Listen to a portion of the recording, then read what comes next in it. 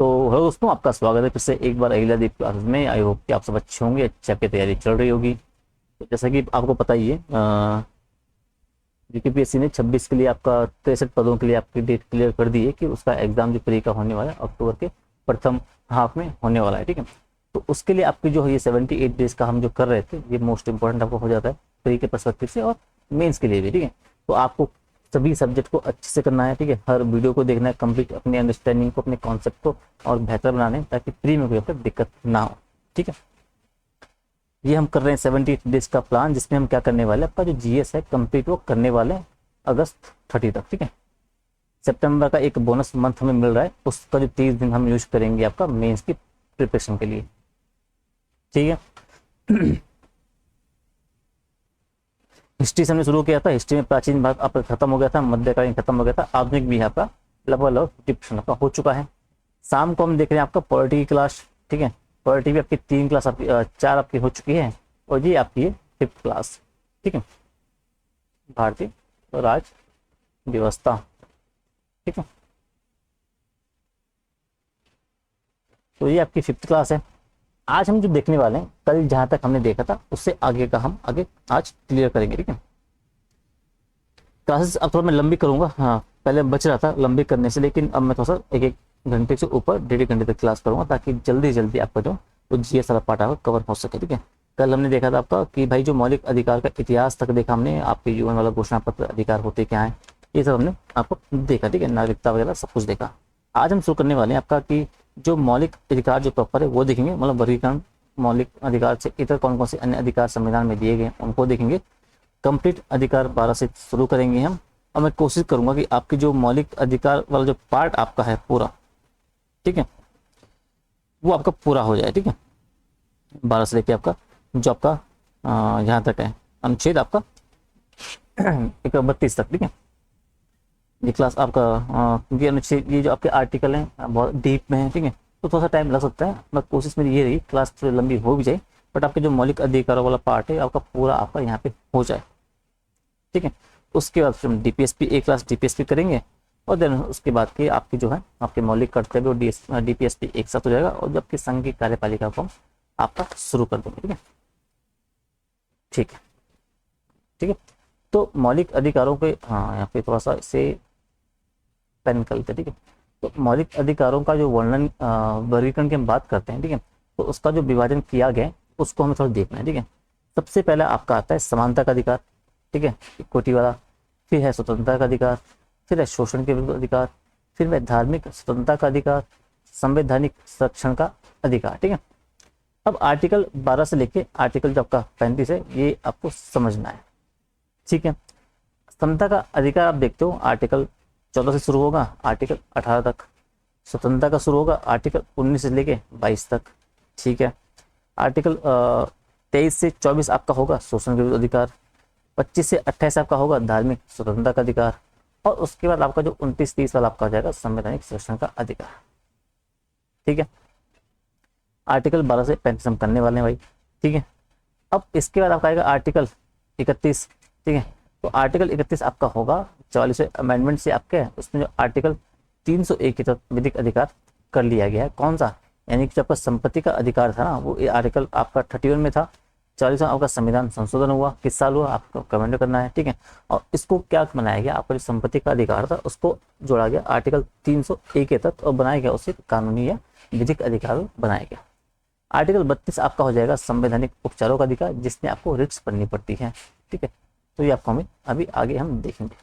ठीक है, अब आपको देखना है भाई कि संविधान में तो आपके होगी मौलिक अधिकार। ठीक है, अब इन मौलिक अधिकारों से इतर भी जो है संविधान में बहुत प्रकार से आपके अन्य अधिकार नागरिकों को यानी जनता को दिए गए हैं। ठीक है, भारत के नागरिकों को,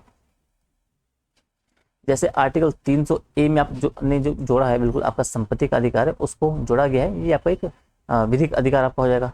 ठीक है, आर्टिकल जो 265 आपका है वो आपका है, वो बोलता है कि जो राज्य होगा ना, तो राज्य करों का अधिरोपण नहीं करेगा, किसके बिना, बिना विधि के प्राधिकरण के, यानी कि राज्य के बिना कानून के है कोई भी जो कर है उसका अधिरोपण जनता पे नहीं करेगा, अपने नागरिकों पे नहीं करेगा। ठीक है, आर्टिकल 265 बोलता है।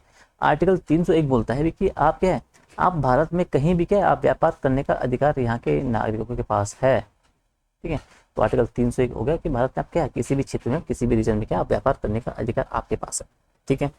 आर्टिकल 326 आपको देखना है, ये आपको बोलता है कि आपको क्या है, आपको मत देने का अधिकार है भाई प्रत्येक नागरिक को, और मत देने का अधिकार आपका विधिक अधिकार है। ठीक है। और विधिक अधिकार क्यों है, क्योंकि ये मत देने का अधिकार जो है आपका दिया गया था कानून बना के। ठीक है। तो इस बात को भी आपको थोड़ा सा ध्यान रखना है कि आपको जो मत देने का अधिकार है वो आपका विधिक अधिकार है आर्टिकल 326 के तहत। ठीक है।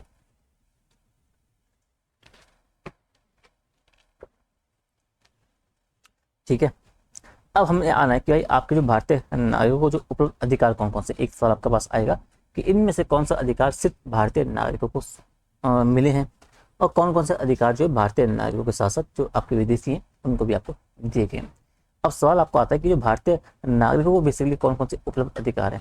तो एक है आर्टिकल 15, ठीक है, आर्टिकल 16, तो 15, 16, 19, 29, 30, ऐसा इसे याद करने का फॉर्मूला है 15, 16, 19 और 19 का से 29, 30। ठीक है। 15, 16 दो क्रम में, 29, 30 दो क्रम में, 16 का से एक 19 है, 19 से 10 जोड़ के 29, 15, 16, 19, 29, 30 के ये 5 आपके आर्टिकल हैं, जो अधिकार हैं ये आपके सिर्फ और सिर्फ भारतीय नागरिक है उनको दिए गए हैं। आर्टिकल 15 बोलता है कि भेदभाव से मुक्ति की बात करता है। आर्टिकल 16 जो लोक नियोजन में क्या आपके अवसर की समानता की बात करता है।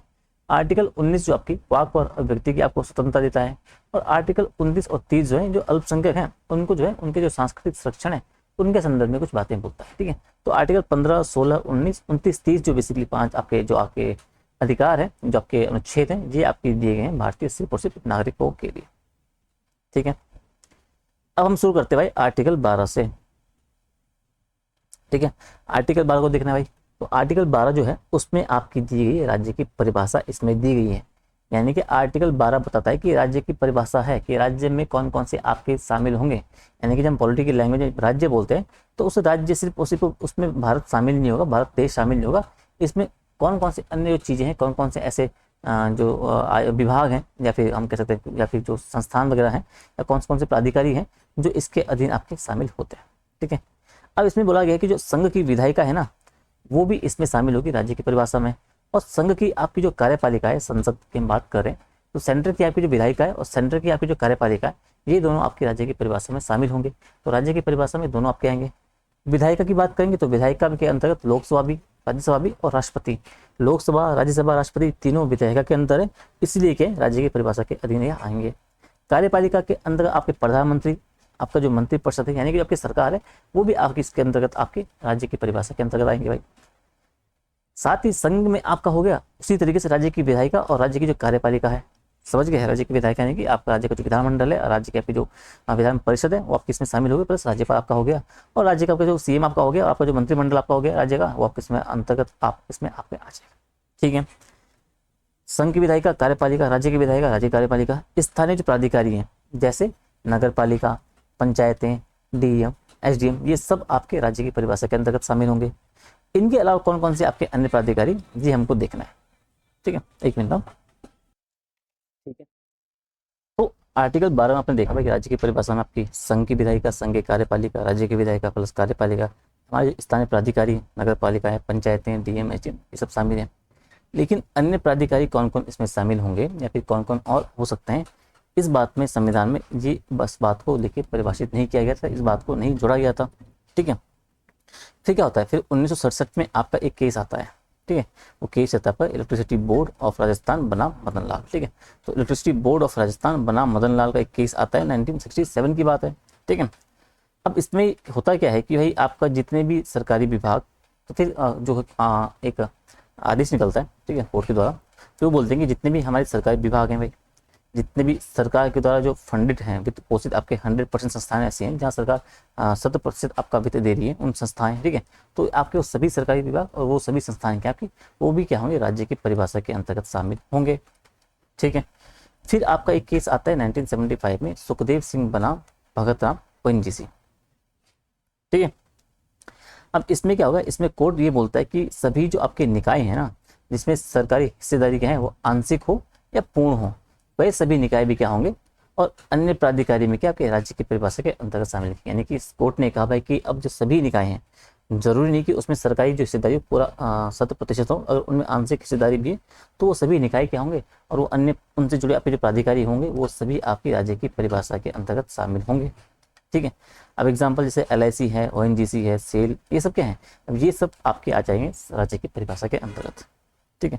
तो इतना आपको समझना है। अब आर्टिकल 12 समझ गए। आर्टिकल 12 में क्या है, राज्य की परिभाषा शामिल है, कौन कौन उसमें शामिल है, किस तरीके से आपका चीज़ें ऐड भी 1967 का इलेक्ट्रिसिटी जो बोर्ड ऑफ राजस्थान बनाम मदनलाल का केस है, और 1975 का जो सुखदेव सिंह बनाम भगत राम का केस है, वो भी अब थोड़ा सा आपको जानते आपको रहना है। ठीक है। अब आपका आता है आर्टिकल 13। ठीक है।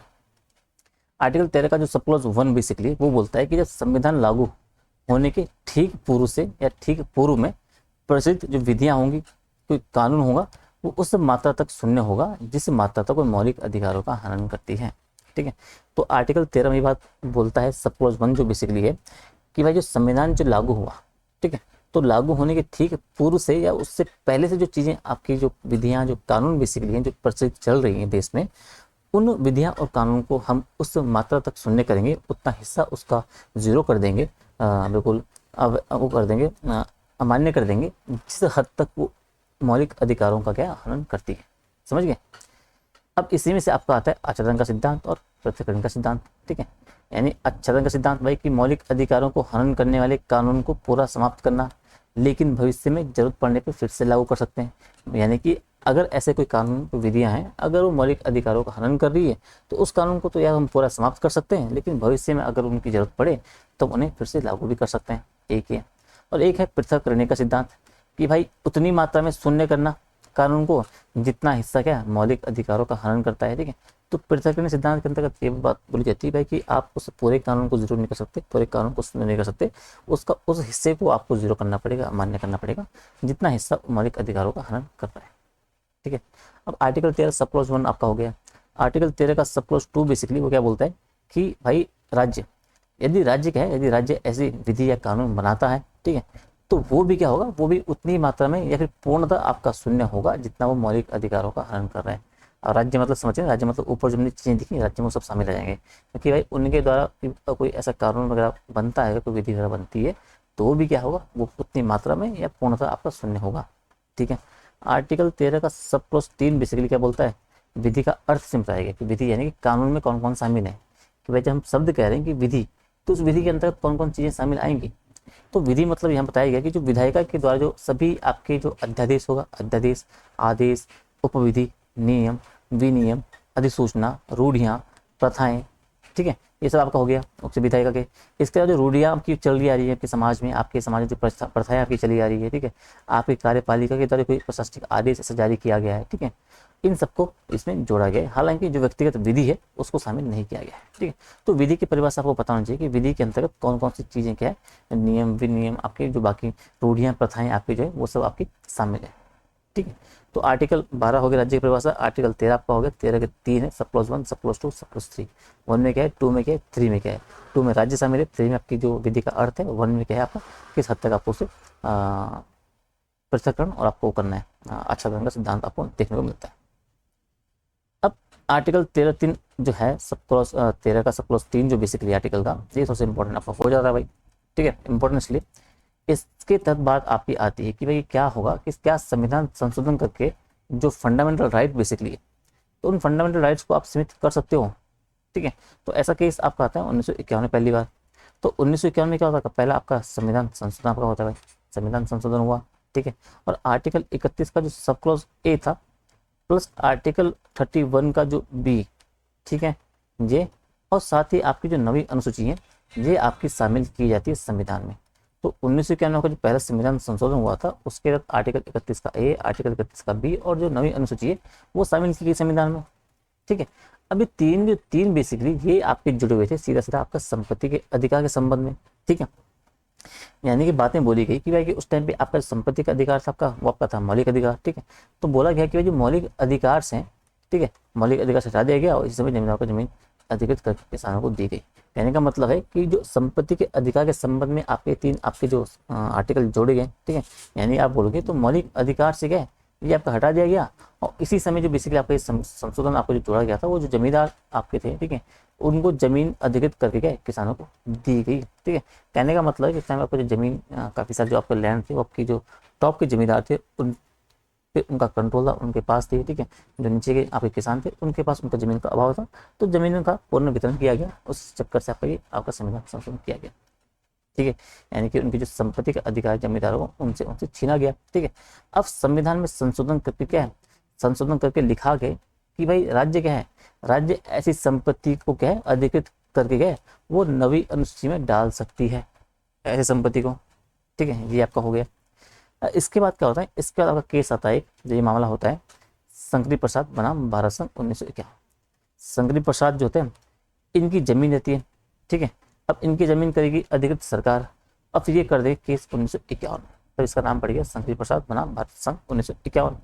अब इस केस में कोर्ट फैसला देता है कि भाई जो संविधान संशोधन है ना, तो संविधान संशोधन द्वारा क्या जो मौलिक अधिकार है वो आपके सीमित हो सकते हैं। तो आपका सवाल बनता है कि शंकरी प्रसाद आपका 4 केस दे देंगे और बोल देंगे किस केस में कोर्ट ने कहा था कि आपका जो संविधान संशोधन द्वारा मौलिक अधिकार सीमित हो सकते हैं या नहीं हो सकते, इस तरीके से।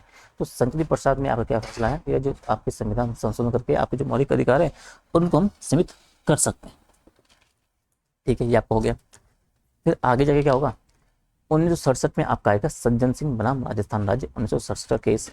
ठीक है, तो इसमें भी आपका शंकरी प्रसाद का जो निर्णय आपका आया था वही दोहराया कि भाई हम क्या है संविधान संशोधन करके क्या जो मौलिक अधिकार हो उनको आप सीमित कर सकते हो। ठीक है, 1967 में ही आपका आएगा गोलकनाथ बनाम पंजाब राज्य का केस 1967, ये आपका सबसे इंपॉर्टेंट है, मोस्ट इंपॉर्टेंट है। ठीक है, अब इसमें बोला गया भाई कि संविधान संशोधन प्लस संसद के द्वारा कोई जो पारित अधिनियम है। ठीक है, अब आपको संविधान संशोधन करना है तो उसके लिए भी आपको क्या है जो आपको ये पारित करना पड़ेगा अधिनियम। ठीक है, या फिर मतलब आपको पारित करवाना पड़ेगा, पास करवाना पड़ेगा, या फिर अगर आपको कोई अधिनियम भी आप लाते हो संसद में तो उसको भी आपको पारित करवाना पड़ता है। तो दोनों की जो प्रक्रिया आपकी है ना वो आपकी समान है कि। ठीक है, और जब इन दोनों की प्रक्रिया आपकी समान है, संविधान संशोधन और ये संसद का के द्वारा बनाया गया जो अधिनियम बेसिकली है, इन दोनों की प्रक्रिया समान है, तो इसलिए दोनों के आपके विधि और कानूनों की आपकी श्रेणी में आएंगे। और अगर ये आपके कानून और विधि की श्रेणी में आएंगे तो क्या है जो संविधान संशोधन है। ठीक है, तो संविधान संशोधन क्या आपका हो रहा है, यानी कि विधि आपका हो रहा है। कहने का मतलब उसने बोला कि संविधान संशोधन और जो संसद और जो आपके पारित अधिनियम है इन दोनों की प्रक्रिया एक है, क्योंकि दोनों को आपको पारित करना पड़ता है, दोनों की प्रक्रिया एक है, तो दोनों आएंगे आपके विधि और कानूनों की श्रेणी में आएंगे। अब संविधान संशोधन और जो संसद द्वारा पारित अधिनियम है दोनों आगे कानून की श्रेणी में, यानी कि जो संविधान संशोधन है वो आपके आ गया है, संविधान जो संशोधन है वो आपका आ गया विधि यानी कि कानून की श्रेणी में। तो अगर जो संविधान संशोधन विधि और कानून है तो हमने ऊपर पढ़ा था कि उस बेस पे कहा कि भाई कोई भी विधि और जो कानून होगा वो मौलिक अधिकारों को सीमित नहीं कर सकती। समझ गए। तो गोलकनाथ वाले केस में सुप्रीम कोर्ट ने कहा भाई कोई भी आपका जो विधि आपका जो कानून है मौलिक अधिकारों को क्या है वो आपका सीमित नहीं कर सकती, और ना ही आपका संविधान संशोधन आपका विधि है तो भी नहीं कर सकती। और अगर वो ऐसा करती है तो हम क्या करेंगे भाई, हम उसे उस हद तक उतना उसे शून्य घोषित कर देंगे। ये हो गया, समझ गए। अब यहाँ तक बातें चली, अब पावर किसके पास चली गई, आपके पास चली गई यहाँ सुप्रीम कोर्ट के पास कि भाई हमारे पास पावर है, हम क्या करेंगे उसे 0 घोषित कर देंगे। अब इसके बाद क्या होगा, इंदिरा गांधी के टाइम का केस आता है। ठीक है, वो आपका आएगा 24वां संविधान संशोधन होगा 1971 में। ठीक है, यानी देखा पहली शक्ति थी सरकार के पास, सुप्रीम कोर्ट कोर्ट के पास नहीं थी। अब जो गोरखनाथ के बाद क्या होगा, शक्ति आपकी आगे जो कोर्ट के पाले में, सरकार पड़ गई कमजोर। अब इंदिरा गांधी का टाइम आएगा, वो क्या करेंगी 24वां संविधान संशोधन 1971 के माध्यम से क्या करेंगी, वो आर्टिकल 31, ठीक है, इसमें जोड़ देंगी, आर्टिकल 31 में जोड़ देंगे सब क्लॉज 4। ठीक है, 31 में जोड़ देंगे आपका सब क्लॉज 4 जोड़ देंगी, और साथ ही आर्टिकल 368 में जोड़ देंगे 368(1). ठीक है, अब 31(4) 31(1) में जोड़ दिया उन्होंने सब क्लॉज 1 सब क्लॉज 4, और इन दोनों जगह अब दिखाए गए कि भाई जो संविधान संशोधन है ना, संविधान संशोधन जो बेसिकली है आर्टिकल 13A और जो 13(2) में वर्णित जो विधि नहीं है, ऊपर हमने कहा था आर्टिकल 13 और 13(2) में क्या है, 2 में राज्य है और 31 में आपका क्या है। ठीक है, तो उसके तहत क्या आपका जो संविधान संशोधन है वो आपकी विधि नहीं है भाई, आर्टिकल 13(1) और 13(2) के तहत। ठीक है, और जो विधि की परिभाषा में ही नहीं है। ठीक है, ये लिखा उसने उन्होंने आपके आर्टिकल इसमें दोनों में। ठीक है, और आर्टिकल 368 सब क्लॉज 1 में लिखते हैं कि किसी भी भाग में क्या है जो मौलिक अधिकार है उनमें क्या है हम संशोधन हो सकता है। ठीक है। और जब विधि आपकी नहीं है तो आप क्या है, इस बेस पे संशोधन कर सकते हो। यानी कि शक्ति अब चली गई आपके पास, किसके पास, सरकार के पास, वो क्या है, मौलिक अधिकारों को सीमित कर सकती है। ठीक है। अब आगे क्या होगा, आगे आएगा सबसे इंपॉर्टेंट आपका जो केस है, केशव भारती आपका जो बनाम केरल राज्य बार। अब इसको आपको ईयर कौन सा आपको कमेंट में आपको बताना है, मोस्ट इंपॉर्टेंट है। इसमें बैठेगी अब 13 न्यायाधीशों की पीठ बैठेगी भाई, ठीक है। और इन्होंने क्या किया, जो 24वें संविधान संशोधन है उसको वैध माना। इन्होंने बोला कि भाई जो आपकी सरकार ने बेसिकली आपका 24वां संविधान संशोधन 1971 किया है, ये बिल्कुल सही है और बिल्कुल लीगल है। अब प्रधानमंत्री खुश हो गए, इंदिरा गांधी जी खुश हो गई, ठीक है, कि भाई ये तो बड़ी अच्छी मेरे सपोर्ट में बात कह रही है। और जो आपका डिसीजन आया था 7:6 से, 7 जो आपके न्यायाधीश थे उन्होंने वैध कहा, 6 ने आपके अवैध कहा, ठीक है। तो आपका बहुमत से क्या होगा, आपका वैध माना गया। लेकिन उन्होंने कहा, ठीक है, मतलब उन्होंने कहा कि भाई आपको पूरा अधिकार है सरकार के पास, ठीक है, आपको पूरा अधिकार है कि आप पूरे संविधान में क्या है, आप किसी भी भाग में आप संशोधन कर सकते हो भाई, ठीक है, आप संशोधन करो। आप हालांकि प्रस्तावना में भी आप क्या कर सकते हो, आप संशोधन कर सकते हो। बस आपको एक बात का ध्यान रखना है कि आप जब संशोधन करो तो उसका, किसका, संविधान जो बेसिकली हमारा है, उस संविधान का आधारभूत जो ढांचा है वो नहीं बदलना चाहिए भाई। बाकी आप संशोधन करते रहो भाई जितना आपको करना है, ठीक है। अब इंदिरा गांधी जी थोड़ा सा कंफ्यूज होंगी भाई कि वो तो ठीक है कर सकते हैं, लेकिन आधारभूत ढांचा इसका मतलब क्या है भाई, वो क्या है, वो क्या होता है आधारभूत ढांचा, आप बताओ भाई, ठीक है। अब सुप्रीम कोर्ट ने कहा कि आधारभूत ढांचा क्या है वो हम आपको बताएंगे। जैसे संविधान की सर्वोच्चता, भाई आप कुछ भी संशोधन करो लेकिन संविधान की सर्वोच्चता खत्म नहीं होनी चाहिए। संघात्मकता, ये खत्म नहीं होना चाहिए। संसदीय व्यवस्था में आपको परिवर्तन नहीं आप कर सकते, या उसमें चेंज वो नहीं बदलना चाहिए। समाजवाद का जो हमारा मोटो है वो नहीं बदलना चाहिए। हमारी धर्मनिरपेक्षता है उसमें कुछ परिवर्तन नहीं होना चाहिए। स्वतंत्र और निष्पक्ष जो चुनाव होते हैं, जो न्यायिक पुनरावलोकन की शक्ति है, जो न्यायपालिका की शक्ति है, आदि आदि, और हम आपको बताते रहेंगे। बाकी आप संशोधन आप करते रहो, ठीक है। अब इसमें हुआ क्या, इसमें जीत तो सरकार गई, ठीक है, लेकिन जीतने के बाद भी वो हार गई, क्योंकि अब शक्ति आपकी आगे वापस सुप्रीम कोर्ट के पास अप्रत्यक्ष रूप से, ठीक है, कि भाई आप क्या, आप आधारभूत ढांचा परिवर्तन नहीं कर सकते, बाकी आप संशोधन करते रहो, ठीक है।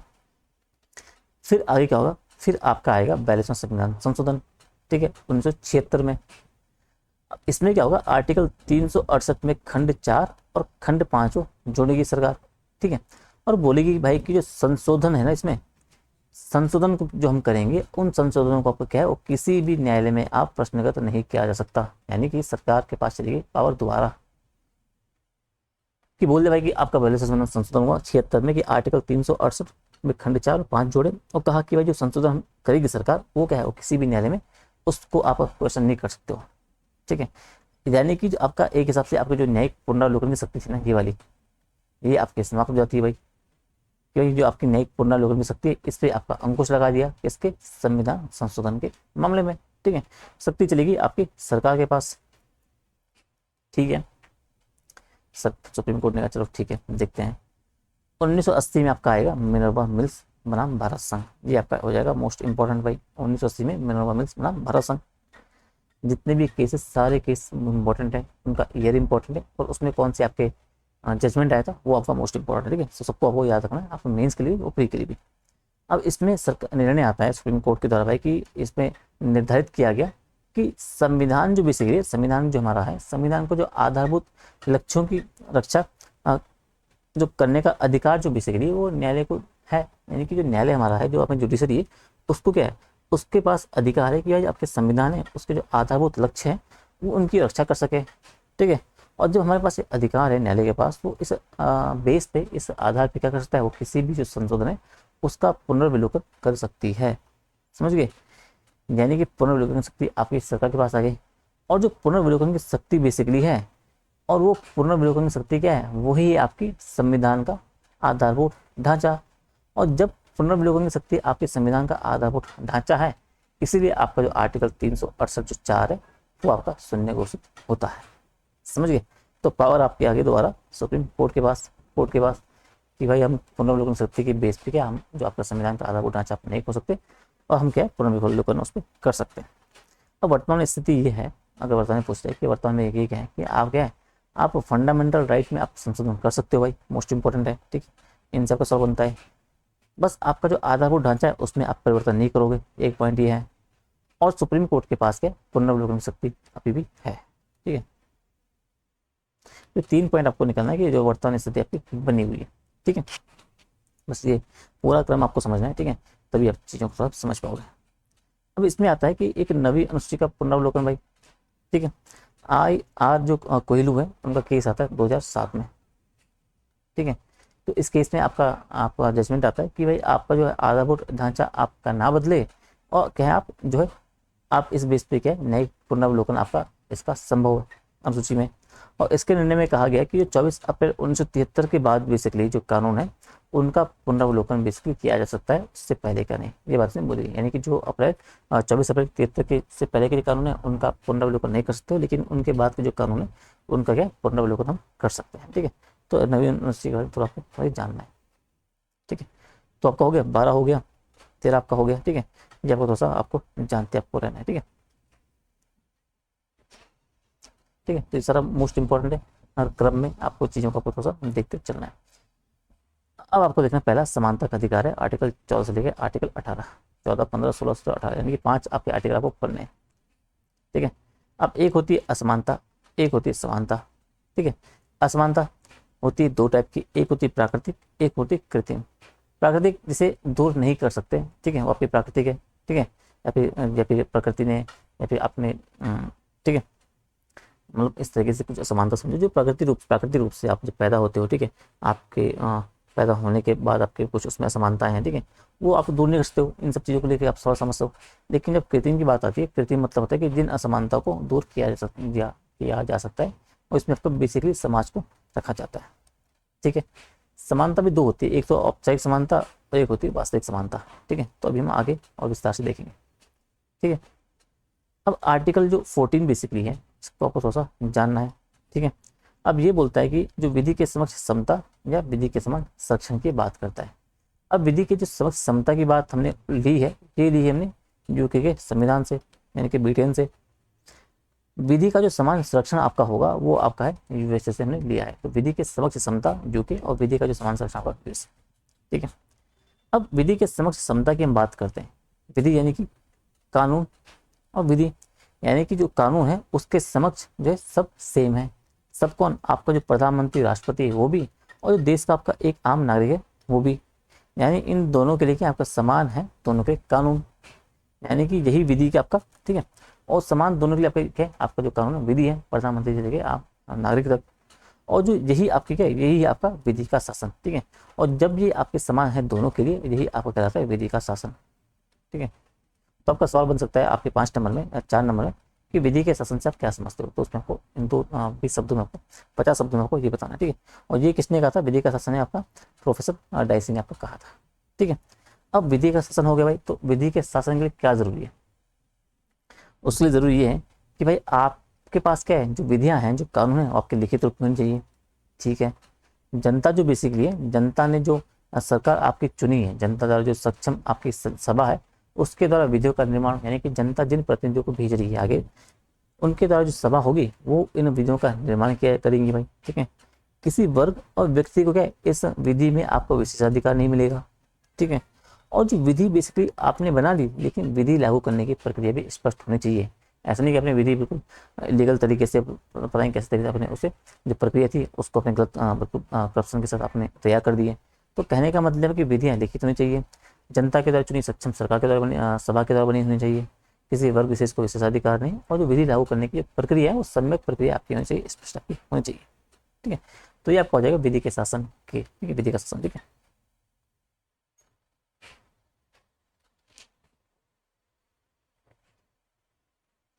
अगला आता है विधियों के समान संरक्षण।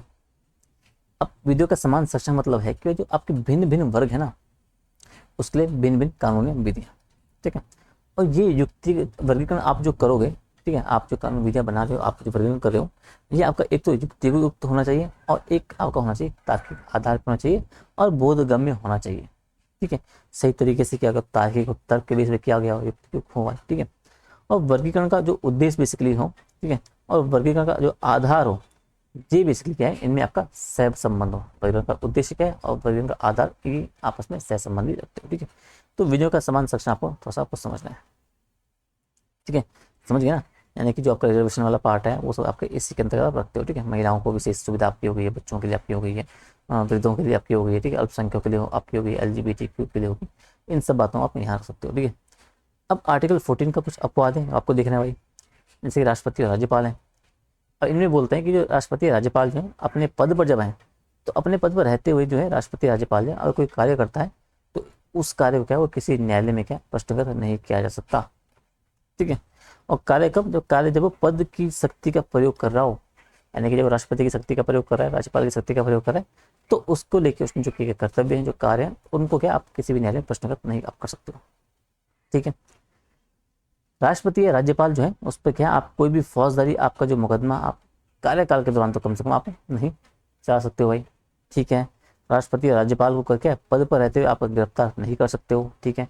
कोई भी आपका जो सिविल मामला अगर है तो राष्ट्रपति या राज्यपाल के विरुद्ध क्या आपको 2 माह का कम से कम आपको नोटिस देना है, उसके बाद क्या आप उस मामले को दर्ज किया जाएगा, अन्यथा आप उस मामले को दर्ज नहीं कर पाओगे, ठीक है। तो 2 माह का आपका नोटिस आपको राज्यपाल राष्ट्रपति के बारे में बातें बोलता है, ठीक है। अब ये क्या आपका है, ये आपका संरक्षण जो बेसिकली है आपकी, ये आर्टिकल 361 के तहत आपको दिया गया है, ठीक है। अभी हम आगे देखेंगे तो उसमें विस्तार से पढ़ेंगे, तो जो संरक्षण मिला है राष्ट्रपति राज्यपाल को आर्टिकल 361 के तहत आपको दिया गया, ठीक है, हो गया जी। साथ ही यदि किसी पत्रकार, ये बोलता है कि यदि किसी पत्रकार ने क्या किया विधानमंडल या संसद की जो कार्यवाही है, सत्य कार्यवाही है, उसको प्रसारित कर रहा है भाई या प्रकाशित किया गया हो, ठीक है, तो ऐसे मामलों में पत्रकार के विरुद्ध क्या किसी प्रकार का केस नहीं चलाया जा सकता है, भले उसने क्या है नियमों का उल्लंघन ही क्यों किया ना हो, ठीक है। लेकिन वो डिपेंड है कि भाई जो कार्यवाही है वो आपकी सत्य होनी चाहिए, सत्य कार्यवाही को अगर वो प्रसारण कर रहा है, ठीक है। ये आपका हो गया, ये आपका हो गया। आर्टिकल 105 सांसदों से संबंधित है, आर्टिकल 109 आपके विधानमंडल से संबंधित है, 105 और 194, ठीक है। अब इनको बोला कि ये सांसद और जो विधानमंडल है ये सदन में जब आपके हैं सदन में या विधानमंडल में कुछ भी बोलेंगे तो उसके जो बोलने पे क्या वो किसी प्रकार का केस नहीं चलाया जा सकता है। तो आपने कई बार देखा हो कि जो आपके अभद्र भाषा है बहुत सारी चीज़ें आपको देखने को मिलती हैं इनके द्वारा, फिर भी उनके ऊपर केस नहीं चलता है, ठीक है, सांसदों के और विधायकों के ऊपर, वो उनको इनसे संरक्षण मिला है। साथ ही जो विदेशी राष्ट्राध्यक्ष हैं, ठीक है, उनको भारतीय कानून से संरक्षण की बात करता है। विदेशी राष्ट्रपतियों को भी उन्मुक्ति दी गई है। संयुक्त राष्ट्र के जो अधिकारी और जो कर्मचारी हैं उनको भी कहीं ना कहीं उन्मुक्ति आपकी दी गई है। हर एक पॉइंट को समझना है, हर एक को जो आपका उन्मुक्ति दी गई उन सबको समझना है, ठीक है। अब आएगा आर्टिकल 15, ये हम देखते हैं, ठीक है। आर्टिकल 15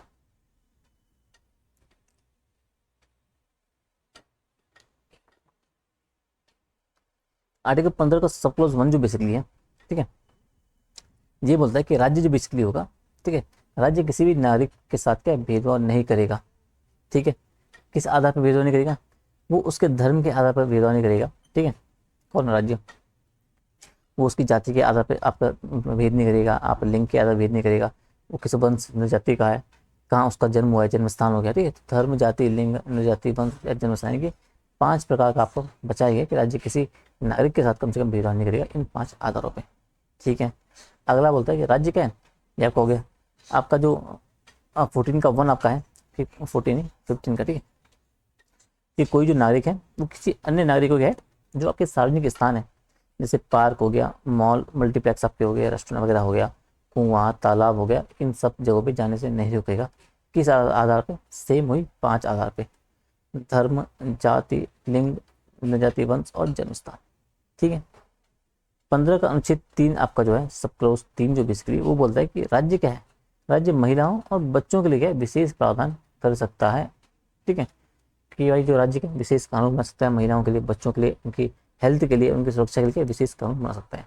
तो जो आपका पॉस्को एक्ट बना है वो इसी एक्ट के तहत आपका बना है, ठीक है। महिलाओं के आपका जो दहेज, आपका जो घरेलू आपका अधिनियम है, जो प्रतिशत हिंसा वाला अधिनियम है, ठीक है, ये सब क्या आपका, ये सब आपका बने इसी आर्टिकल 15 के सब क्लोज 3 के तहत, हो गया। आर्टिकल 15 का सब क्लोज जो 4 बेसिकली है, ठीक है, तो 4 क्या है, ये आपका आर्टिकल 15 का अपवाद है, ठीक है, और ये आपका जोड़ा गया आपका प्रथम संविधान संशोधन के द्वारा 1991 में आपका आर्टिकल 15 का सब क्लोज 4 जोड़ा गया, ठीक है। अब इसमें बोला गया कि भाई जो अनुच्छेद 15 है उसके अपवाद की बातें बोलती है कि भाई सरकार क्या है, राज्य क्या है, राज्य सामाजिक और जो शैक्षणिक है, ठीक है, और जो अन्य वर्ग से आपके पिछड़े लोग हैं SC ST के लिए बोलता है कि आपके सामाजिक से पिछड़े हैं, जो आपके शैक्षणिक से पिछड़े हैं, अन्य वर्ग से दृष्टि से पिछले जो वर्ग हैं SC की बात है तो उनके लिए वो विशेष आपके जो प्रावधान कर सकता है, ठीक है, जो शिक्षण संस्थान सरकार के अधीन है, और इसी के तहत आपका आरक्षण का प्रावधान भी आपको देखने को मिलता है। आर्टिकल 14 का आर्टिकल 14 जो आपका अपवाद है 15 का आपका C, ठीक है। साथ ही आपको देखना अनुच्छेद 15 का अपवाद 5 में भी यहाँ पे है, आर्टिकल सपोज 5 आपका 15 का है, ये आपका जोड़ेगा 93 आपका जो संविधान संशोधन हुआ था 2005 में। इसमें बोला गया भाई कि सामाजिक शैक्षणिक आरक्षण जो है वो सरकारी संस्थाओं के साथ साथ क्या निजी शिक्षण संस्थानों में भी दिया जाएगा, ठीक है। हालांकि जो अल्पसंख्यक संस्थान है, अल्पसंख्यक या अल्पसंख्यक शिक्षण संस्थान है, वहाँ आपका छूट आपको नहीं दी जाएगी, ठीक है। तो इतना आपको थोड़ा सा आपको क्लियर आपको रखना है, ठीक है। ये बात क्लियर होगी, एक मिनट, ठीक है, ये आपका हो गया। आगे देखते हैं। तो आर्टिकल 15 आप समझिए ना भाई, किसे समझ आपका, ठीक है, भेदभाव से मुक्ति की बात करता है, ठीक है भाई। आपका 15 का 1 2 3 ये आपके हो गया, हम भेदभाव से मुक्ति की बात करता है। आपका जो 4 और 5 का अपवाद है, ठीक। आर्टिकल 16 आपका आ जाएगा, ठीक है। 16 का आपका जो है इसमें यहाँ से लोक नियोजन में अवसर की समता का हो गया, ठीक है, आपको देखना है। अब देखना आर्टिकल 16 लोक नियोजन के संदर्भ में। तो आर्टिकल 16 का सप्पस 1 बेसिकली है कि लोक नियोजन में क्या राज्य है वो अवसर की जो क्षमता है वो सभी नागरिकों को देगा, ठीक है। कि भाई आपके जब लोग सरकारी नौकरी में आप क्या करोगे, आप जब नौकरियां इस सरकारी आप जब नियोजन की बात आएगी तो आप क्या है आप सभी को समान समझोगे, किसी का भेदभाव नहीं करोगे, ठीक है। अवसर की समता लोगे भाई। सब क्लॉज 2 बेसिकली बोलता है 16 का कि सरकार के अधीन जो सेवाएं हैं उन सेवाओं में राज्य किसी नागरिक के साथ क्या है इन आधारों पर भेदभाव नहीं कर सकता है। कि राज्य बेसिकली है अगर सरकार के अधीन सेवाओं में क्या राज्य किसी नागरिक के साथ इन आधारों पर भेदभाव नहीं कर सकता है, ठीक है। किन आधार पे, धर्म के नाम पे, जाति के नाम पे, उद्भव, लिंग, वंश, जन्म स्थान और निवास स्थान, ठीक है। तो धर्म, जाति, उद्भव, लिंग और वंश और जन्म स्थान निवास स्थान के आधार पे आप क्या भेदभाव नहीं कर सकते हो, ठीक है। तीसरा है अपवाद इसका कि जो अपनी प्रांतीय सेवाएं है ना तो प्रांतीय सेवाओं में निवास स्थान के आधार पर भेदभाव हो सकता है, ठीक है। निवास स्थान को आरक्षण का आधार बनाने का अधिकार सिर्फ संसद को है और निवास स्थान का क्षेत्र प्रगति, ठीक है। कहने का मतलब है कि अगर आपकी प्रांतीय सेवाएं आई हैं, अगर आप स्टेट लेवल पर एग्जाम करवा रहे हो, ठीक है, जैसे उत्तराखंड पीएस की बात हम कर लो, तो इसमें क्या होगा जो आपका निवास स्थान है यहाँ के जो आपके मूल निवासी होंगे, आपके स्थायी निवासी जो होंगे उनको राज्य यहाँ पे आरक्षण देती है, तभी आपको यहाँ पे आरक्षण मिलता है, महिलाओं को मिलता है, ठीक है। जो आपकी कैटेगरी का उनको मिलता है वो आपके इसी स्थान पे दिया जाता है, ठीक है। और निवास स्थान को जो है आरक्षण का आधार बनाने का अधिकार किसको है, सिर्फ और सिर्फ संसद को है। और निवास स्थान का जो क्षेत्र है वो पूरे राज्य पे आपका लागू होगा, ऐसा नहीं कि किसी स्पेसिफिक क्षेत्र है पूरा आपका राज्य पे आपको लागू होगा, ठीक है। चौथा क्या है, राज्य के अधीन जो सेवा है उसमें जो आपके सामाजिक रूप से पिछड़े वर्ग है ना उनके लिए क्या SC ST या अन्य बेसिकली राज्य क्या सरकारी नौकरी में आरक्षण का प्रावधान कर सकता है। कि राज्य के पास क्या है, राज्य बेसिकली जो अधीन सेवाएं हैं उनमें जो सामाजिक रूप से पिछड़े लोग हैं SC ST या अन्य आपके OBC लोग हैं उनके लिए सरकार क्या सरकारी नौकरी में आरक्षण का प्रावधान कर सकते हैं, ठीक है। अब ये हालांकि राज्य के लिए बाध्यकारी नहीं है, आपको समझना है, ठीक है, ये मोस्ट इंपॉर्टेंट है। वर्गीय के आधार पर दिया जाएगा। उद्देश्य है कि समाज के जो वंचित और पिछड़े वर्ग हैं उनको क्या मुख्य धारा में शामिल करना एक प्रमुख उद्देश्य है, ठीक है। अब SC ST को बेसिकली आपका 1935 में आपका चिन्हित किया गया इस चीज़ के लिए, ठीक है, विशेष प्रावधान सहायता या आरक्षण के लिए, ठीक है। OBC को बेसिकली चिन्हित करने के लिए क्या आपका कालेकर जो समिति थी उसका गठन किया गया 1955 में, इसने रिपोर्ट दी। तो कालेकर समिति किससे आपका संबंधित है ये आपको थोड़ा सा आपको याद रखनी है, ठीक है। कालेकर समिति आपका हो जाएगा OBC को चिन्हित करने के लिए, ठीक है, 1955 में इसने रिपोर्ट दी, ठीक है। अब 1955 में आपका रिपोर्ट मिलती है कालेकर समिति की आपके OBC के लिए, ठीक है। इसने रिपोर्ट दी और रिपोर्ट इसने बनाए ऐतिहासिक आधार पे, ठीक है। इसने कहा कि हमें क्या करना है ऐतिहासिक आधार पे हमें चिन्हित करना चाहिए, ठीक है, क्योंकि वर्ग के रूप में कुछ जातियां हैं, जाति के आधार पर महिलाओं को बेसिकली इसमें क्या है पिछले वर्गों में शामिल किया कालेकर ने। हालांकि इनकी रिपोर्ट लागू नहीं होती है, फिर इसके बाद कालेकर क्या आप आ जाएगा VP मंडल आप आएंगे, VP मंडल समिति आपकी 1978, ठीक है। तो कालेकर समिति आपकी 1955 और VP मंडल समिति आपकी 1978, क्योंकि इसने कहा था कि जो आपके वर्ग के रूप को जाते हैं जाति के आधार पर महिलाओं को इसने क्या है वो इसने आपका शामिल किया था, पिछले वर्गों में आपका शामिल किया था, ठीक है।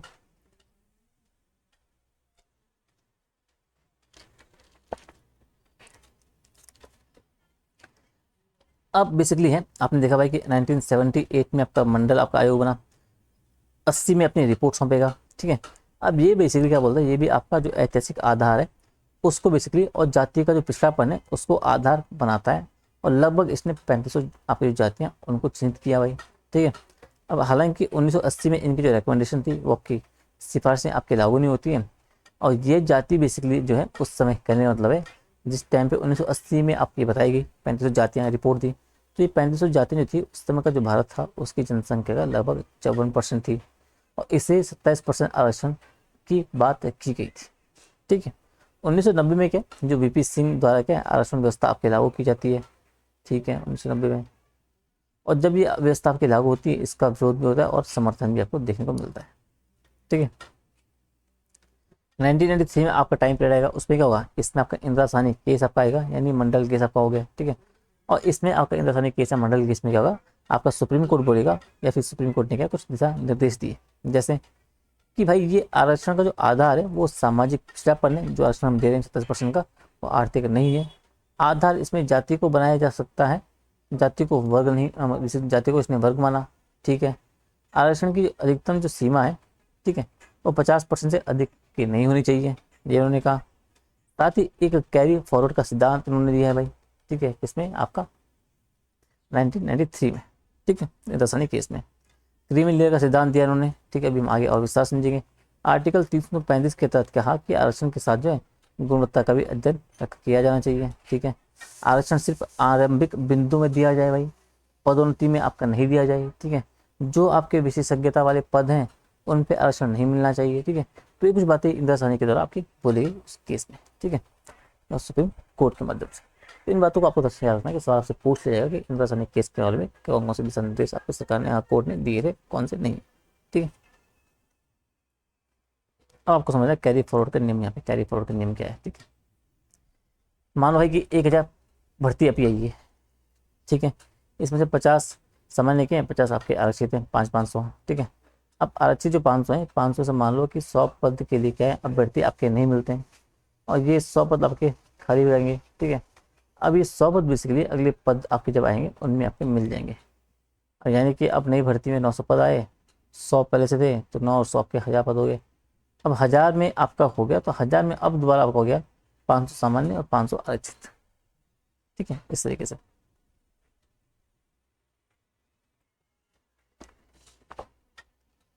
अब क्रीमी लेयर जो थी बेसिकली वो सिर्फ ओबीसी पे लागू थी, SC ST इस पे नहीं, ठीक है। तो इस बहुत सी याद में इसमें आपका जो पिछड़े वर्गों के जो अत्यंत संपन्न है अब उनके बच्चों को आरक्षण का लाभ ना दिया जाए, ठीक है।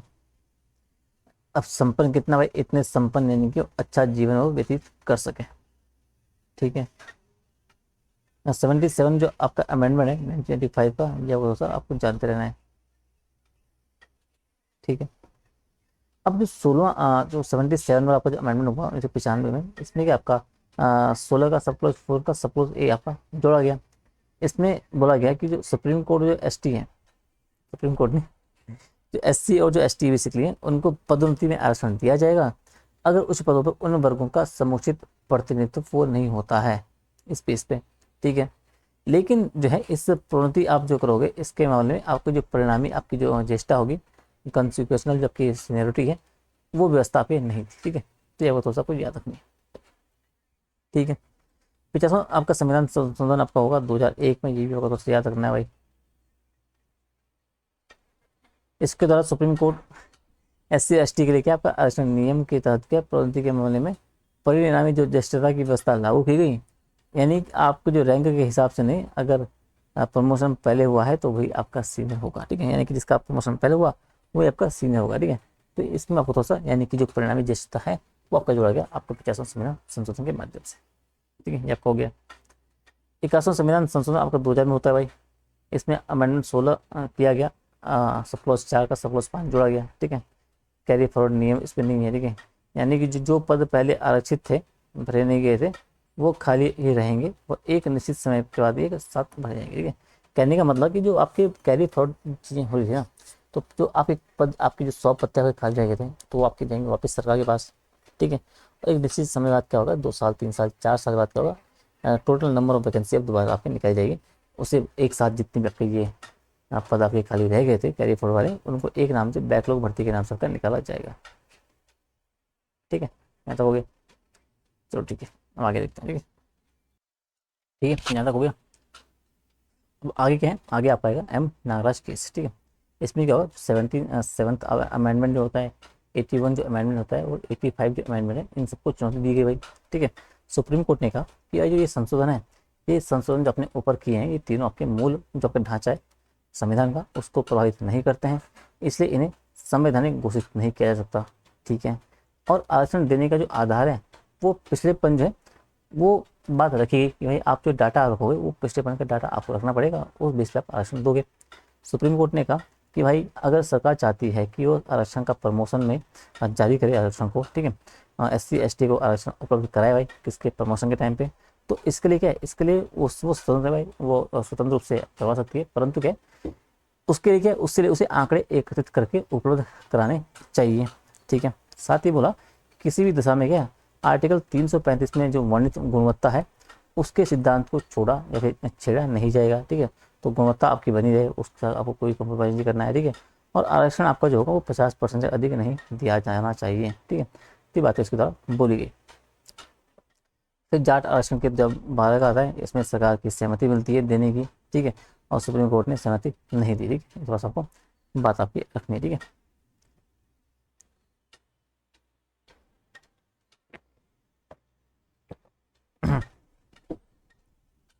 अब आर्थिक आधार पर आरक्षण भाई। ठीक है, अब 2016 में क्या हुआ, गुजरात सरकार द्वारा एक अध्यादेश जारी किया गया। इसमें कहा गया कि भाई जो उच्च जाति के जो आर्थिक पिछड़े वर्ग के लोग हैं ना, जनरल, ठीक है, उन्हें शिक्षण संस्थानों और जो सरकारी नौकरी है उनमें जो राज्य के 10% उन्हें आरक्षण दिया जाएगा। गुजरात हाईकोर्ट ने क्या, इसे असंवैधानिक घोषित किया गया।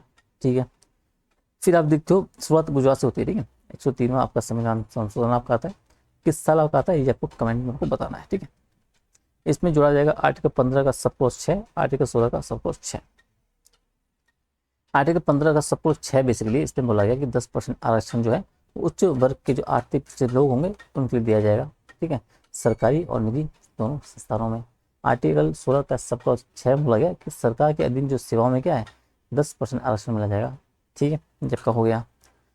अब नोट उसमें कुछ सीमाएं रखी कि भाई 8 लाख से कम आए हो, 2 एकड़ से कम जमीन हो, नोटिफाइड म्यूनसिपल रीजन में क्या है 1000 स्क्वायर फुट से कम भूमि हो, तो बातें बोली गई। वो क्या है, अपना EWS आपका सर्टिफिकेट हो बना सकते हैं, उस बेस पर 10% का आरक्षण मिलेगा। ठीक है, ये आपको हो गया।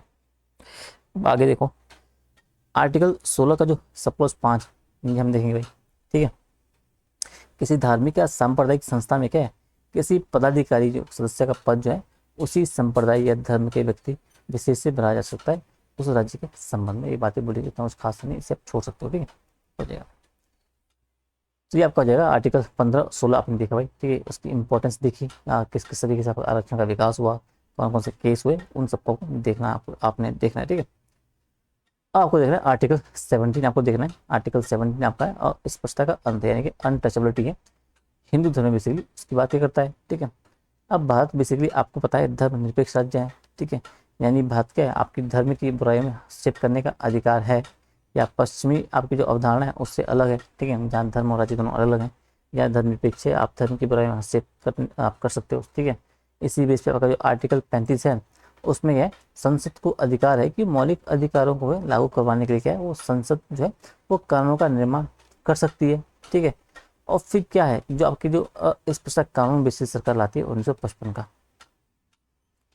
तो स्पष्टता कानून का है 1955 का, ये आपको थोड़ा सा जानते आपको रहना है। इसके तहत क्या है, जो मंदिर है, मंदिर में प्रवेश करने से क्या आप जाति के आधार पर किसी को आप रोक नहीं सकते भाई, अगर ऐसा करोगे तो दंडनीय अपराध है।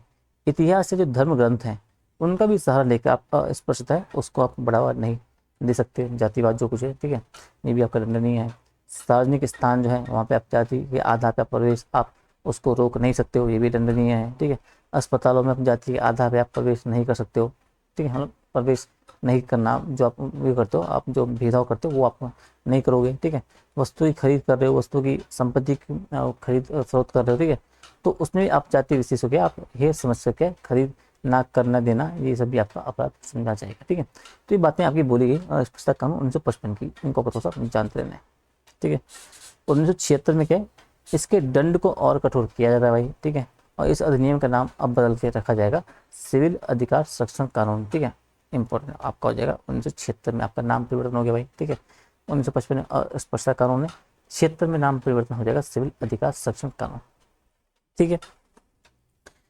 1989 में बेसिकली आपका है उत्पीड़न अधिनियम आपका है। SC ST आपका जो एट्रोसिटीज एक्ट आपका लाया जाता है भाई, ये आपको देखना है 1989 का, ठीक है। इसमें बात है कि अगर किसी अन्य जाति के व्यक्ति के द्वारा क्या है SC ST के व्यक्ति का जातीय आधार पर उत्पीड़न किया जाएगा तो रिपोर्ट मिलते ही क्या है उस व्यक्ति को तुरंत गिरफ्तारी उसकी की जाएगी, ठीक है। लेकिन अगर किसी SC या ST व्यक्ति द्वारा ही SC या ST का उत्पीड़न किया जाता है तो सामान्य कानून की कार्यवाही उसमें की जाएगी, ठीक है। जैसे तुम अमेरिका में देखते हो जो ब्लैक लोग हैं उसे निग्रो जो एक गाली के रूप में लिया जाता है, तो ब्लैक को निग्रो बोलते हैं तो उन्हें वो नहीं माना जाता, लेकिन अगर व्हाइट लोग किसी ब्लैक को बोले तो उसे थोड़ा एक उस रूप में देखा जाता है, ठीक है। उत्पीड़न अब किसी भी प्रकार का है, ठीक है। आप जाति सूचक शब्दों का इस्तेमाल कर रहे हो, कुछ भी कर रहे हो, भेदभाव कर रहे हो, आपका इसमें आपका आ जाएगा, ठीक है। अब होता है यही इस कानून का होता है आपका दुरुपयोग होता है, गलत उपयोग होता है, ठीक है। अब जो कानून का दुरुपयोग हुआ तो इसका मामला जाएगा सुप्रीम कोर्ट में, ठीक है। अब सुप्रीम कोर्ट में मामला जाएगा, इसका फिर होगा पुनरावलोकन होगा, ठीक है। पुनरावलोकन हुआ और इसमें आपको तुरंत गिरफ्तारी जो आपका भाग था इस भाग पे आपकी रोक लगाई गई और इसमें बोला गया कि अब जो रिपोर्ट होगी उस रिपोर्ट होने के 7 दिन बाद की आप गिरफ्तारी आप कर पाओगे।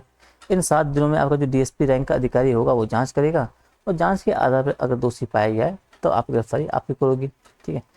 जैसे ये होगा इसका होगा व्यापक विरोध, फिर से अध्यादेश आपका सरकार लाएगी और दोबारा से आपकी तुरंत गिरफ्तारी आपका जो पार्ट है आपका दोबारा आपका लागू हो जाएगा, ठीक है।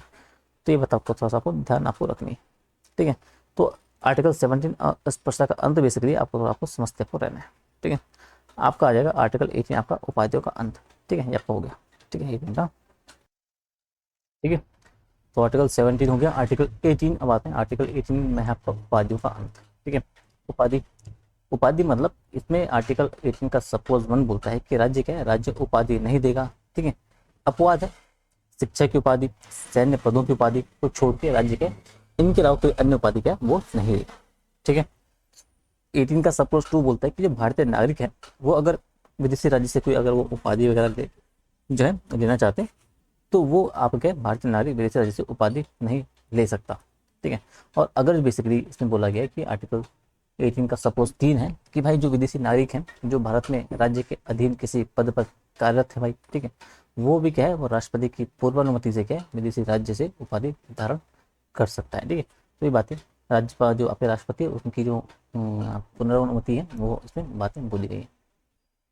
साथ ही जो इसका 18 का सपोज 4 है ये बोलता है कि जो भारत हो या विदेशी, ठीक है, भारत में लाभ का पद धारण करता है अगर, ठीक है, तो विदेशी राज्य से क्या वो उपहार भेंट उपलब्धि या पद जो है वो राष्ट्रपति की सहमति के बिना ही आप ले पाओगे, उनकी सहमति के बिना आप नहीं कर पाओगे, ठीक है। तो राष्ट्रपति की पूर्वानुमति और सहमति इसमें काफ़ी ज़रूरी है, ठीक है।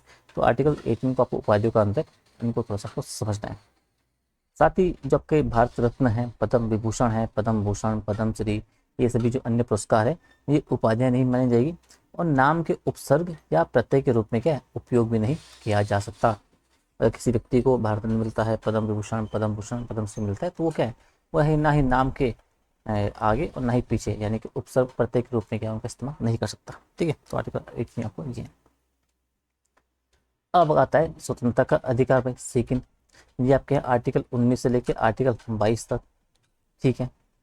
अब जो सर्वांगीण विकास बेसिकली है उसके लिए क्या है, उसके लिए ये जरूरी है कि कुछ जो सीमाएं हैं ऐसी हो, ठीक है, कुछ सीमाएं हो, कुछ निर्बंधन हो, उनके साथ जो आपकी छूट आपको मिले, ठीक है। और जो आपकी ये सीमाएं और जो निर्बंधन बेसिकली है उसका जो नियंत्रण जो आप रखते हो, इस नियंत्रण का उद्देश्य है एक तो अपना हित हो और एक ही साइड जो हमारा समाज है उसका भी हित हो, ठीक है।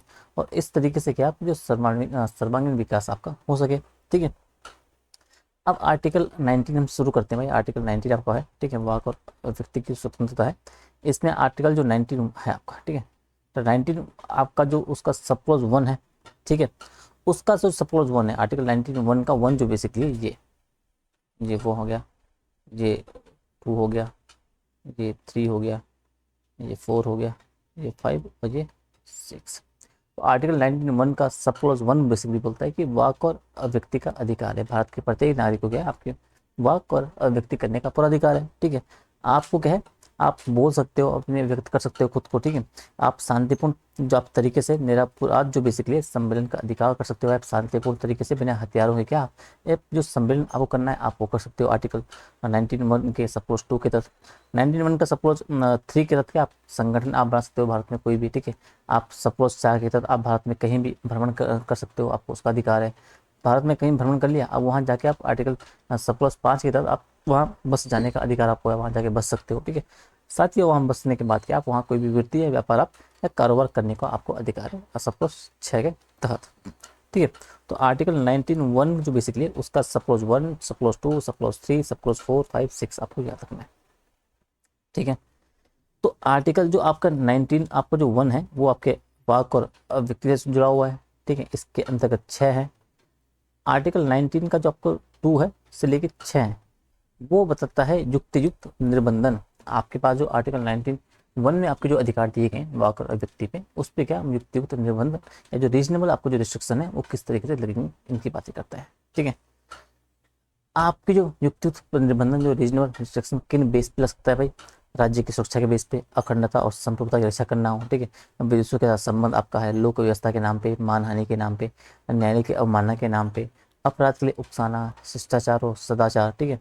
न्यायालय की अवमानना सिविल क्रिमिनल दोनों टाइप से, ठीक है। इन बेसिस पे क्या आपके युक्तियुक्त निर्बंधन बेसिकली हम लगा सकते हैं किस पे, आपके वाक और व्यक्ति के उसमें, ठीक है। अब इसी में आप थोड़ा सा आपको देखना पड़ता है राइट टू इन्फॉर्मेशन, आप थोड़ा सा देखो राइट टू इन्फॉर्मेशन RTA आपकी है 2005 की भाई, थोड़ा सा, ठीक है। इसके तहत आपका है एक CIC है और एक आपका स्टेट आपका वो है कमीशन आपका है, ठीक है, SIC है। तो सेंट्रल आपका हो गया, ये आपका हो गया राज्य में। तो केंद्रीय सतर्कता आयोग जो बेसिकली आपका है सेंटर में आपका हो जाएगा राज्य सतर्कता आयोग, ठीक है। अब जो केंद्रीय सतर्कता आयोग बेसिकली है इसकी संरचना प्रो समझो भाई। संरचना कैसी है, एक तो इसमें मुख्य सूचना आयुक्त होता है प्लस 10 इसके अन्य आपके सूचना आयुक्त होते हैं, तो 1+10 आपकी इसकी संरचना है। नियुक्ति की जाएगी राष्ट्रपति के द्वारा, एक समिति होगी उसके सलाह पे। समिति में जो है एक तो विपक्ष का नेता होगा, प्रधानमंत्री होगा और केंद्र कोई एक मंत्री होगा, ठीक है। वो क्या है वो इनकी नियुक्ति करेगा, ठीक है, मतलब सलाह देगा और इनकी सलाह पे राष्ट्रपति इनकी नियुक्ति करेगा, ठीक है। योग्यता शर्तें क्या हो भाई, जो आपके इनके जो आपके मेंबर्स हैं और विज्ञान कानून पत्रकारिता, ठीक है, मैनेजमेंट, इन सब क्षेत्रों के वो विशेष ज्ञाता हो, ठीक है। प्रबुद्ध वाला कोई व्यक्ति हो, ठीक है। MP MLA या कोई प्रशासनिक जो पदों पर कोई व्यक्ति है उनकी नियुक्ति हालांकि इन पे नहीं की जाएगी, इसको भी आपको थोड़ा सा याद रखना है। कार्यकाल, सभी का कार्यकाल जो 5 साल का होगा, चाहे आपका मुख्य सूचना हो चाहे आपका अन्य सूचना आयुक्त हो, ठीक है। सिर्फ एक बार इनकी नियुक्ति होगी या 70 वर्ष, ठीक है। 70 वर्ष जो पहले हो या 5 साल जो पहले हो तब तक ये आपके रहेंगे, ठीक है। 5 या 70 वर्ष आप याद रखोगे। कार्यकाल से पहले भी इन्हें हटाया जा सकता है, कैसे हटाओगे, जिस प्रकार से मुख्य निर्वाचन आयुक्त को हटाया जाता है उस बेस पे, ठीक है, उसी तरीके से। मतलब 2019 में इसमें संशोधन होता है भाई, ठीक है। अब जो कार्यकाल और जो वेतन भत्ते हैं अब वो संघ सरकार के द्वारा निर्धारित किया जाएगा, ठीक है। तो इसमें थोड़ा सा कंट्रोल आपका, थोड़ा सा सेंटर का थोड़ा सा हस्तक्षेप थोड़ा सा बढ़ गया था, ऐसे आरोप आपके लगाए जाते हैं, ठीक है। तो आपको थोड़ा सा समझते आपको रहना है। सूचना बेसिकली है कि वो सभी सूचना प्राप्त की जा सकती है जो सरकार के विभागों में उपलब्ध हो इनके माध्यम से, ठीक है। तो आप क्या सूचना इनसे आप प्राप्त कर सकते हो, कोई भी सूचना जो आपके सरकारी विभाग में आपके उपलब्ध होगी, ठीक है। लेकिन कुछ सूचनाएं ऐसी होगी जो इनके तहत आपको नहीं मिल सकती। ऐसी सूचना भाई, अगर कोई ऐसी सूचना है जो राज्य की सुरक्षा और अखंडता को प्रभावित कर सकती है भाई, अगर कोई ऐसी सूचना है जो विदेशों से गोपनीयता से प्राप्त सूचना हो गई, कोई व्यक्ति है उसकी व्यक्तिगत सूचना वाली बात है, CBI सेना, ठीक है, अर्धसैनिक बल है, इनसे संबंधित सूचना वगैरह हो गया, मानवाधिकार संबंधी कोई सूचना है, ठीक है, ये बेसिकली आप ले सकते हो, वो भी सिर्फ CIC की अनुमति लेने के बाद, ठीक है। सूचना कैसे लोगे भाई आप प्रत्येक विभाग में आपका क्या होगा जन सूचना एक अधिकारी आपका होगा भाई, ठीक है, और एक आपका होगा उप जन सूचना अधिकारी, ठीक है। आपको एप्लीकेशन देनी है PIO और API को दी जाएगी, ठीक है। PIO क्या करेगा 30 दिनों में सूचना देगा, ठीक है, और API आपको 35 दिनों में आपका सूचना देगा। अगर आप एप्लीकेशन जन सूचना अधिकारी को दोगे तो 30 दिन में सूचना देगा, अगर आप उप जन सूचना अधिकारी को देगा तो 35 दिनों में अपनी आपकी सूचना देगा। समय पर सूचना अगर नहीं दोगे तो सूचना न देने पर जो आपका PIO प्लस API है उस पर क्या है 250 रुपये के हिसाब से आपका पर डे, यानी कि 250 पर दिन के हिसाब से उस पर आपका फाइन लगेगा, ठीक है।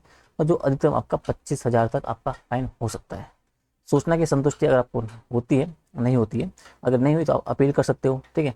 और अपील जो आप अंतिम अपील करोगे वो SCIC या CIC तक भी आपकी जा सकती है, यानी कि राज्य सतर्कता आयोग, और आपका जो आपका संघ वाला आपका हो गया, ठीक है, उस तक आप जा सकते हो, ठीक है। और इसका जो निर्णय आपका अंतिम होगा, आप न्यायालय नहीं जा सकता है, ठीक है, SIC और CIC, ठीक है। तो इन बातों को थोड़ा सा जानते आपको रहना है, ठीक है। अब आर्टिकल 19(1) का सब क्लॉज A बेसिकली है, ठीक है, वाक और अभिव्यक्ति की स्वतंत्रता, ठीक है। तो इसमें है कि आपका अधिकार किस तरीके का अधिकार है, ठीक है।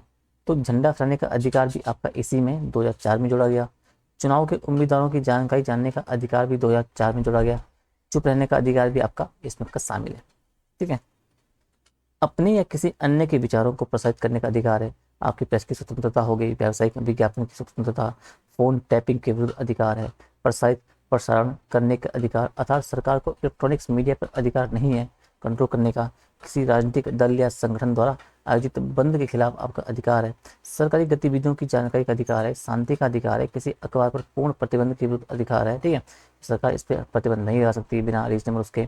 प्रदर्शन और विरोध का अधिकार है, लेकिन हड़ताल का अधिकार नहीं है, ठीक है। तो हड़ताल का अधिकार नहीं, ये आपको थोड़ा सा याद रखना, ठीक है। आप प्रदर्शन करो, आप विरोध को भी कर सकते हो, ठीक है। अभी अनुच्छेद बेसिकली नागरिकों को क्या है, वो अभिव्यक्ति दर्शाने, मत देने, विश्वास और अभियोग लगाने की मौखिक और लिखित क्या है, और छिपे हुए मामलों पर आपको एक उन्हें स्वतंत्रता देता है, ठीक है। और वाक और अभिव्यक्ति की स्वतंत्रता पर जो है आर्टिकल 19 के सब क्लोज 2 के तहत आपके 8 युक्तियुक्त प्रतिबंध आपके लगाए जा सकते हैं, ठीक है। कितने युक्ति आपके हैं? 8, ठीक है। हमने ऊपर वो देख लिए हैं, ठीक है। वो देश की आपके संप्रभु या सब, या ये सब जो हमने ऊपर देखा ना, ये वाला, जी वाला, ठीक है। राज्य की सुरक्षा, अखंडता, संप्रभुता, विदेश संबंध, लोक व्यवस्था, मानहानि, इन सब के देखें 8 युक्तियुक्त आपके निर्बंधन है आपका आर्टिकल 19 का सब क्लोज 2 के तहत, ठीक है। आगे बढ़ो। आर्टिकल 19(1) का B है, वो है आपका सभा सम्मेलन का अधिकार, यानी आप सभा सम्मेलन कर सकते हो, शांतिपूर्ण सभा हो, निशस्त्र हो, ठीक है। जुलूस भी है, वो आपके एक चलायमान सभा है, अगर आप जुलूस भी निकालते हो वो भी एक चलायमान सभा के अंतर्गत उसे रखा गया है, ठीक है। आर्टिकल 19(3) बेसिकली क्या है, वो आपके युक्तियुक्त आपका निबंधन लगाता है, ठीक है। तो आर्टिकल 91 में आपका जो वाक अभिव्यक्ति का आपका लगाता है आर्टिकल 19 का 2, ठीक है। आर्टिकल आपका जो 19(1) का आपका जो B है, ठीक है, इसमें आपका लगाएगा आपका आर्टिकल 19 का 3, ठीक है। यानी कि आर्टिकल 19(3) के तहत युक्तियुक्त निबंधन आप सभा सम्मेलन पर लगा सकते हो इन 2 आधार पे।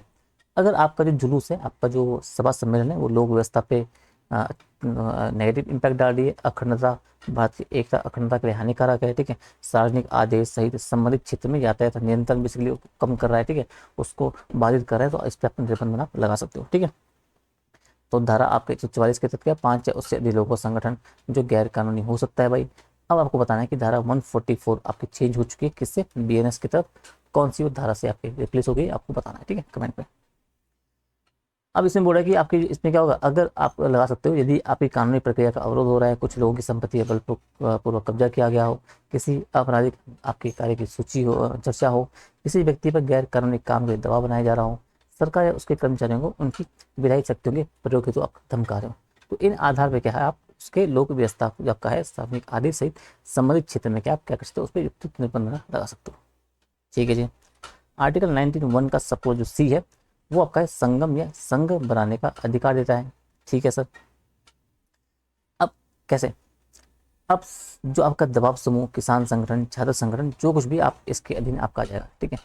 कंपनी, फर्म, राजनीतिक दल बनाओ, समिति बनाओ, क्लब बनाओ, संगठन बनाओ, व्यापार संगठन बनाओ, अन्य गए कुछ भी बनाओ, ठीक है। ये सब इसमें आपका जोड़ा गया संगम में संघ बनाने का अधिकार, 91 सपोज C। 97 अमेंडमेंट होगा 2011 में, इसमें सहकारी समितियां भी जोड़ी गई, ठीक है, यानी कि कोई भी संगठन जो है हाँ इसमें आपको जुड़ी गई, ठीक है। अब साथ आपको ध्यान रखना है भाई कि जो कोई भी आपका संगठन होगा वो किसी व्यक्ति को अपने से जुड़ने के लिए दबाव नहीं देगा भाई, वो उसकी इच्छा पे निर्भर है। ना ही कोई व्यक्ति जो होगा वो सदस्यता के लिए संगठन पे आपका दबाव देगा, ठीक है। तो ना ही व्यक्ति दबाव बनाएगा और ना ही वो संगठन आपका दबाव बनाएगा, दोनों आपके फ्री है। आर्टिकल 19 का सब क्लॉज जो 4 है वो इस पे युक्तियुक्त निबंधन लगाता है भाई, ऐसे संगठन पे अगर लोक व्यवस्था के खिलाफ हो, अखंडता और सुरक्षा के खिलाफ हो और सदाचार के खिलाफ हो, तो आप उसमें रीजनेबल रिस्ट्रिक्शन आप लगा सकते हो। आर्टिकल 19(1) का D आपका है अबाध संचरण की स्वतंत्रता, आप प्रत्येक नागरिक जो है वो देश के किसी भी हिस्से में क्या उसे संचरण करने का अधिकार है, ठीक है।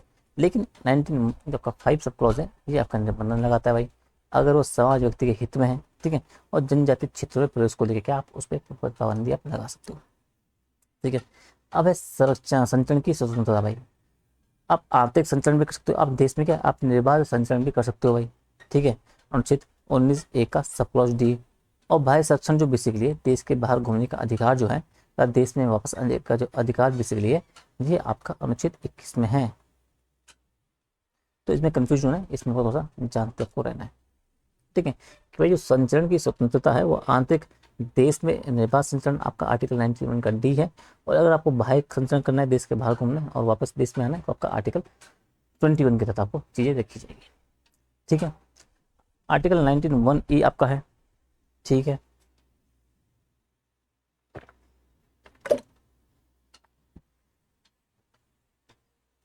इसमें आपको निवास करने का अधिकार, यानी कि प्रत्येक नागरिक जो है उसको देश के किसी भी हिस्से में गए बसने का अधिकार है। बसने मतलब रहने का, यानी अस्थायी रूप से रहे या व्यवस्थित हो या यहाँ पे घर बनाए या स्थायी तौर पर बसना, दोनों का अधिकार उसे है आर्टिकल 19(1)(e) के तहत। आर्टिकल 19 का जो सप्रोज 5 है उस पर आपके रीजनेबल रिस्ट्रिक्शन है कि भाई आप जनजातीय क्षेत्रों में प्रवेश को लेकर आप उस पर पाबंदी लगा सकते हो और समाज व्यक्ति के हित में, ठीक है।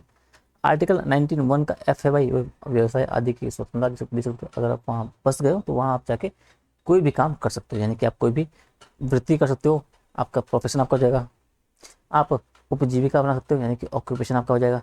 आप व्यवसाय कर सकते हो, आपका बिजनेस आपका हो जाएगा। आप व्यापार कर सकते हो, आपका ट्रेड आपका हो जाएगा। इन सबका आपको अधिकार आपका है। लेकिन आर्टिकल 19 का जो 6 है वो इस पर आपका रीजनेबल रिस्ट्रिक्शन लगाता है। जो राज्य का एकाधिकार वाले व्यवसाय है जैसे रेलवे वगैरह में, सामान्य जनता के हित में ऐसे व्यवसाय जहाँ विशेषता की आवश्यकता हो, ठीक है, वहाँ पे आपकी पाबंदी आपकी लग सकती है, ठीक है। तो ये आपका रहेगा अनुच्छेद 19, ठीक है। ठीक है, अनुच्छेद 20 तक हम करते हैं, क्लास की तिलक हुई है, ठीक। 20 करते हैं, फिर 21 हम अगली क्लास में देखेंगे, ठीक है। अब अनुच्छेद 20 आपका है, ये आपका है अपराध में दोष सिद्धि के से संरक्षण, ठीक है। तो अनुच्छेद 20 आपका है, ये आपको बोलता है कि अपराध के लिए आपको दोष सिद्धि के संबंध में संरक्षण दिया जाएगा भाई। अब ये आपका है आर्टिकल 20 का सब क्लॉज 1, ठीक है। कि भाई ये बोलता है किसी व्यक्ति तो उस व्यक्ति को तब तक अपराधी नहीं माना जाएगा जब तक कि उसने कोई कानून ना तोड़ा हो, ठीक।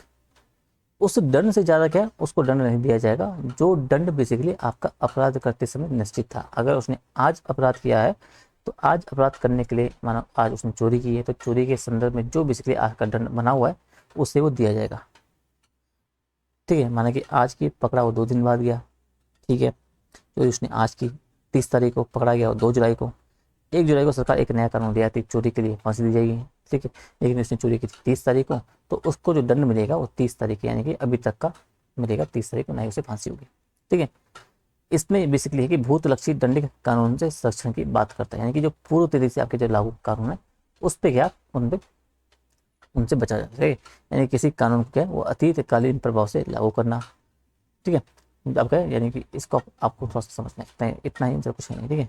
एक तो ये भाई कि इस जो पहला आपका सब क्लॉज है कि पहला ये उस व्यक्ति को दंड उस कानून के तहत दिया जाएगा जब टाइम पे वो कृत्य कर रहा है, उस कृत्य के करते टाइम जो आपको कानून बना होगा। सेकंड आपका जो सब क्लॉज 2 है वो आपका बोलता है दोहरे दंड से सुरक्षा, ये यूएसए से लिया गया है, यानी किसी व्यक्ति को जो है एक ही अपराध के लिए एक ही बार दंडित किया जाएगा, ठीक है। दोहरा दंड केवल आपका न्यायिक दंड के संदर्भ में है, अगर आपको विभागीय या प्रशासनिक दंड दिया जाता है तो वो आपका अलग है, ठीक है। सिविल और क्रिमिनल मामला एक ही है, वो आपका एक ही अपराध में आपका चलाया जा सकता है, ठीक है। इस बातें बोली गई है। तीसरी बातें बोली गई है कि भाई आपके अपने ही गवाही देने से संरक्षण, कि भाई आपराधिक कृत्य के मामले में क्या अभियुक्त जो बनाया गया हो, ठीक है, तो विचारण की जो प्रक्रिया रहेगी ना उस प्रक्रिया में क्या आप जो है उससे फोर्स नहीं कर सकते हो कि वो अपने खिलाफ जो है वो उससे गवाही दे सके और उस गवाही को आप अपने कोर्ट में पेश कर पाओ, ठीक है। उससे अपने विरुद्ध आपको गवाही देने हेतु बाध्य किया गया, ठीक है। और वो अगर आपने बाध्य किया भी है, उसने फोर्स लिया कबूल भी लिया है, तो वो आपका कोर्ट में मान्य नहीं होगा, तो आपको क्या वो आपको सिद्ध करना पड़ता है, ठीक है। ये बातें हैं। तो आर्टिकल 20 आपका है वो दो स्थिति के संदर्भ में, आर्टिकल सब क्लॉज 1 इसका है, सब क्लॉज 2 है, सब क्लॉज 3 इसका है, ठीक है। तो इस क्लास में हम इतने रुकते हैं, ज़्यादा लंबी नहीं करते हैं, एक तो थक गया हूँ, ठीक है। तो करेंगे क्या, अब आपका जो अगली क्लास है उसमें हम आपका देखेंगे आर्टिकल 21 से शुरू करेंगे, 21, 22, 23 से होते हुए सीधा आर्टिकल आपका हम करेंगे यहाँ तक आर्टिकल 34 तक, ठीक है। DPSP वाला फिर हम उसके अगली क्लास में देखेंगे। तो वीडियो को लाइक शेयर कमेंट करें, ठीक है। कोई भी फीडबैक वगैरह होता है तो आप टेलीग्राम में वीडियो के कमेंट में दे सकते हो, ठीक है। बाकी कम वीडियो को पूरा देखिए, अच्छे से तैयारी करिए, टाइम बहुत कम है। मिलेंगे आपको अगली वीडियो में, तब तक के ध्यान रखिए। Tata bye, take care.